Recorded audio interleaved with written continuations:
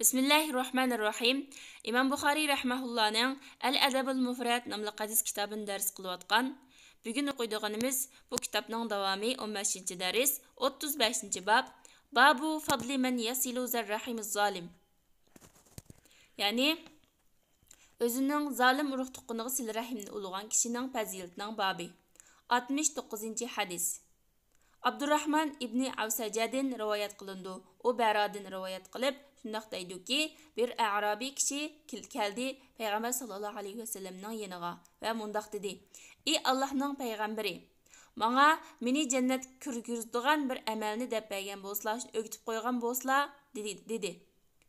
Payg'ambar sallallohu alayhi vasallam: "Gerçi sen sözüngni, xutbangni, sözüngni qisqa qilgan bo'lsangmi, haqiqatan so'rgan savoling nihoyatda bek cho'ng bo'lib ketdi. Ya'ni savolni kengri qilding" degani, sening so'rgan bu masalang, mendan so'rgan narsang bekmi cho'ng bo'ldi.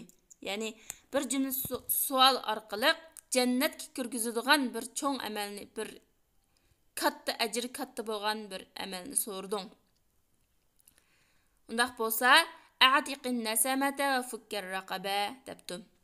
Oldi bilan bir jonni azod qilishing va qul azod qilishga yordamlashishing. Ya'ni qulni bo'shatishing. Qala avalaysa wahidan. Bu A'rabi ajablanib, bu ikkisi o'xshash gap emasmi? Bir gap emasmi dedi. Payg'ambar sallallohu alayhi vasallam shundaq dediki: "Yo'q. Itqun nasama degan sen bir jonni mustaqil azod qilasan. Va fakkur raqaba degan an tu'ina ala raqaba. Ya'ni shu qulning azod bo'lishiga yordam bersan. Masalan, bir nechaylab birlashib bir qulni azod qildi. Agar o'zi yolg'iz azod qilganga qurbi yetmagan bo'lsa, yoki u qul xo'jayini bilan mukattaba qilishgan qul bo'lgan bo'lsa, ya'ni ishlab berish badaliga pul tepib o'zi azod qilganga bitishgan qul bo'lsa, uning yordam qilish degandek. Hamda yana ikkinchisi val manihatur rag'ub. Rag'ub degan usti davomli chiqib turadigan qo'y yoki kala yoki to'ga degandek hayvonotlarni ko'rsatdi. Mushu suti davomli chiqib turadigan hayvonlarning sutini yo'ldan o'tgan kashkanlarga vaqf qilib o'tishing. So'q qilib o'tishing, hadiya qilib o'tishing, pul olmay shularning sutini berib o'tishing. Val fayu ala zirrahim. Urug' tuqqanga bir narsa berishing. Ya'ni urug' tuqqanga sil rahimni ulishing. Agar mush ishlarga qodir bo'lmasang, undaqda yaxshilik buyrug'in va munkardan, yomon ishlardan to'sig'in. Agar yana buningga qodir bo'lmasang, ya'ni yaxshilikni buyurib, yomonlikdan to'sanmasang, u chaqda tilingni yaxshilikdan boshqa narsalardan tilingni yiqqin. Ya'ni yomon so'zlardan, gunoh so'zlardan tilingni yiqqin, faqat yaxshilik bo'lsa so'zligin. Yaxshilik kirmaydigan yomon so'zlardan, boshqalarga aziyat berish, g'ayvat qilish va boshqa gunoh ma'siyatlik so'zlardan tilingni yiqqin debdi. Islom dini qul azod qilishga nihoyat rag'batlantiradigan bir din. Shuning uchun bu kishi jannatga kirgizadigan amalni o'gitib qo'ysalar deganda, birinchi bo'lib payg'ambarimiz sollallohu alayhi vasallam qul azod qilsa yoki qul azod qilishga yordam bersa deb birinchi bo'lib mush amalni ko'rsatib qo'ydi. Demak, qul azod qilishdan iborat bu ish islomda ajr nihoyat katta bo'ladigan, jannat kirishga sabab bo'ladigan eng katta amallarning qatoridan.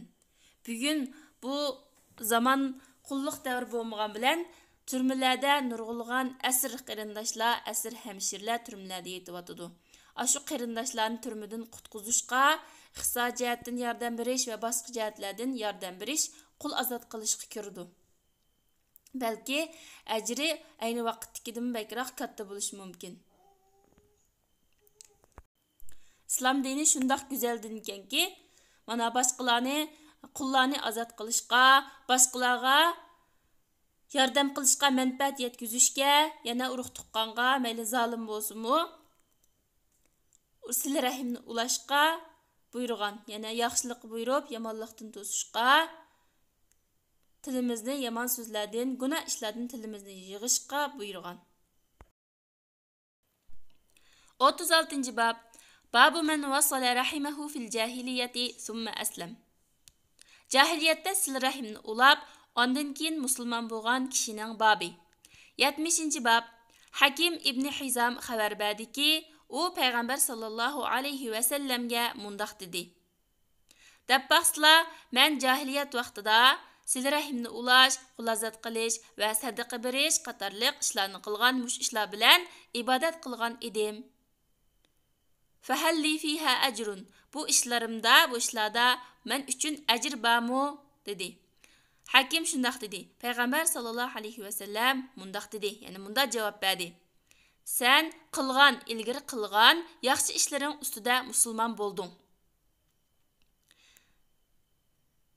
Ya'ni bu hadisdan chiqadigani, agar kafir, mushrik jahiliyat vaqtida yaxshi ishlarni qilgan bo'lsa, musulmon bo'lgandan keyinmi jahiliyat vaqtida qilgan shu yaxshi ishlarga ajr oladi. Agar mushrik musulmon bo'lmagan bo'lsa, kafir holatida mayli qanchalik ko'plagan yaxshi ishlarni qilib ketgan bo'lsin, o'zi mush ishlarim orqali savob olaman va yoki yaxshi ish qildim deb qanchalik ish qilib ketgan bo'lsin, uning amali oxiratda hech qanday ajr bermaydi. Hech qanday mukofotga erishamaydi u kafirning qilgan ishlari. Ammo musulmon bo'lsa, Allah uning ajr berdi. Mayli bir mushrik kishi jahiliyat vaqtida, kafir vaqtida qanchalik gunoh, qanchalik ig'ir ma'siyatlarni, gunoh ma'siyatlarni, shirk amallarni qilib ketgan bo'lsin, musulmon bo'lsa, islom dini uning jahiliyat vaqtidagi barliq gunohlarini iymon etish bilan, islomga kirish bilan kechirib o'tadi. Uning gunoh ishlarini hisobga olmaydi. Ammo yaxshi ishlarni qilgan bo'lsa-chu deganda, yaxshi ishlarni qilgan bo'lsa, musulmon bo'lgandan keyin shu yaxshi ishlariga ham ajr oladi. Bu hadislardan olingan foydalar islom dini sil rahimni ulashga buyurgan. Mayli urug' tuqqani zolim bo'lsin, qanday bo'lishini qat'iy nazar. Amr ma'ruf nahiy munkar qilishga, qul azod qilishga buyurgan. Başqalarga menfaat yetkazadigan foydali ishlarni qilishga buyurgan. Subhanakallahumma bihamdik ashhadu an la ilaha illa anta astaghfiruka va atubu ilayk.